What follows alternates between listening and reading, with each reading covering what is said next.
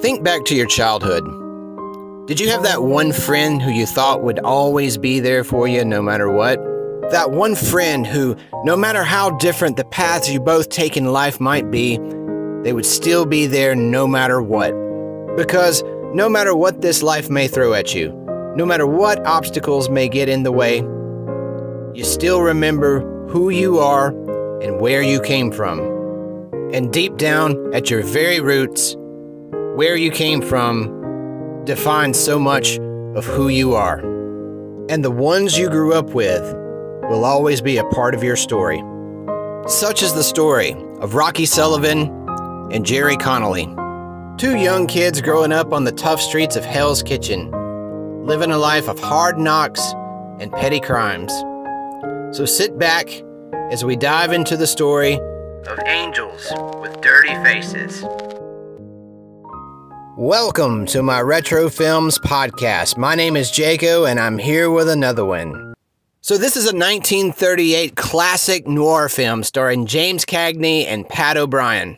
This is another film that I watched a really long time ago with my father, and it's one that I have very fond memories of because it tells the story of two friends who were cut from the same cloth, grew up on the same streets, made a lot of the same choices, got involved in petty crime, got in trouble together, and the story opens with the two of them running from the law. They had just robbed a train cart, and the one who could run a little bit faster, that was Jerry. He actually got away, but Rocky wasn't so lucky. He didn't get away in the end, and he was sent off to reform school. And from there, his life just went completely downhill.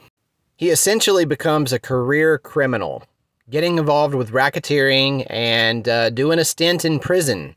After he does his time, he gets out, he goes back to his old neighborhood, he connects with his old friend Jerry, and we see that Jerry is now a priest, living a holy life, a man of God, a new path, a changed man, a man that left his past behind, turned over a new leaf, and is living to serve others. Now Jerry sees this as an opportunity to help Rocky turn his life around. And at first, we could see signs of hope. In Rocky and Jerry's old neighborhood, there's a group of kids called the Dead End Kids. And these guys are basically punks and thugs who are on a very similar pathway that Rocky and Jerry were on once upon a time themselves. For Jerry, it was his new goal in life, his mission to help these dead-end kids turn their lives around and hopefully see them choose a better pathway for themselves than Rocky and Jerry did. Now, at first, Rocky is more than happy to oblige. He's tough on these kids, trying to teach them lessons, trying to get them to understand discipline. But it becomes obvious that the dead-end kids look up to Rocky. They idolize him. They look to him as a hero. His reputation as a tough guy and a gangster is something that the dead-end kids aspire to be. And as fate may have it, Rocky would fall back into his old life of crime. He would be arrested and tried for murder, found guilty, and sentenced to death. And this is where the story reaches its final climax. As Rocky awaits his fate, Jerry knows that Rocky's not afraid to meet his end. A life as a hardened criminal has made Rocky without emotion, devoid towards any feelings of his untimely fate. And it's here where Jerry asks one last favor of his old friend. A favor that catches Rocky off guard and doesn't come so natural to a man like him. Jerry asked of Rocky that in his final hour he fall to his knees, beg for his life, and die a coward. The way Jerry sees it, this is the only hope that the dead-end kids would ever lose respect for a man like Rocky. And initially, Rocky refuses. To die as a coward would go against everything Rocky has ever stood for. But in his final moments, he gives in, he collapses, he begins to sob uncontrollably, and he begs for his life. Crushed and heartbroken, the dead-end kids would read the story in the paper. And it's here where Jerry closes out the film with the final line, "Let's say a prayer for a boy who couldn't run as fast as I could." This is the Retro Films Podcast. I'm Jaco, and I'll be right back right after this important message.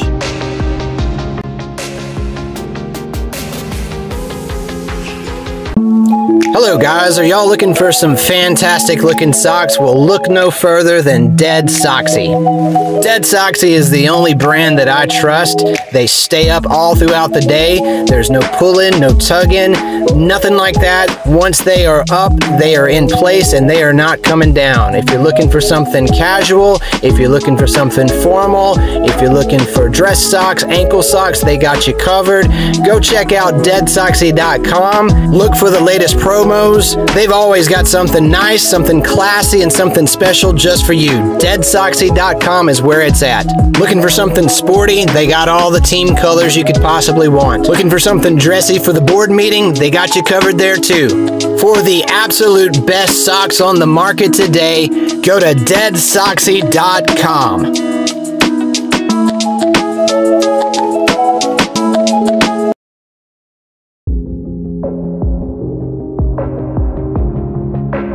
And welcome back to the Retro Films Podcast.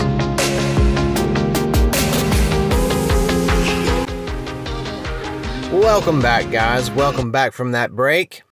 We're talking about the 1938 classic Angels with Dirty Faces. This is an old gangster film, a noir film from the 1930s. And there's just so much to take away from this film. The one thing that really appeals to me is the fact that these two characters grew up on the streets together, made a lot of the same choices, but they had totally different fates. One who just so happened to be running fast enough to get away from the police that day, changed his life around, started living for God, became a priest, became a service to the public, while the other one, who got locked away in juvenile detention, went downhill. His whole life just took a turn for the worse. He became a career criminal, and yet somehow through it all, they remain close, they stay friends, they're loyal to each other, no matter what their different paths are. And I think the irony of this story is that in the end, the boy who found God, the boy who became a priest, is asking the man who became a career criminal to live a lie, to sell a lie to the public, to sell a lie to the dead-end kids. He is asking him to commit a sin in that he is not being truthful in the end of his life by dying as a coward.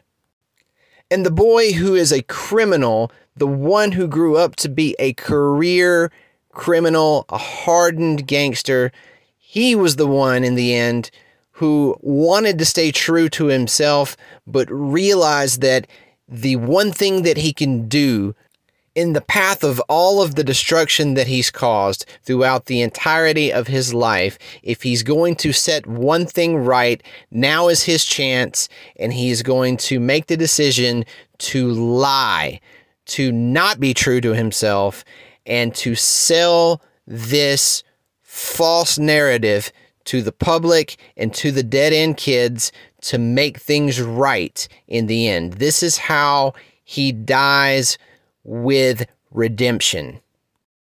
And what an amazing story this is. What a twist at the end. You do not see this coming. It is just an incredible way to tell a really good story.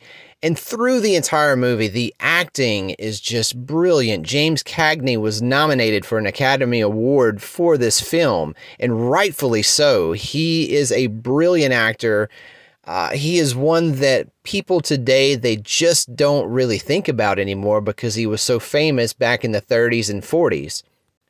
And apart from that, if you look at the way this film is made, if you look at the way that it is lit, it is the glowing example of the way a noir film should be defined.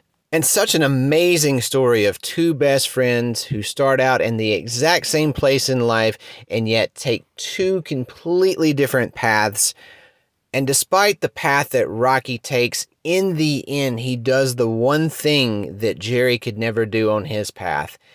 And that is to put the dead-end kids on a better pathway than he ever had for himself.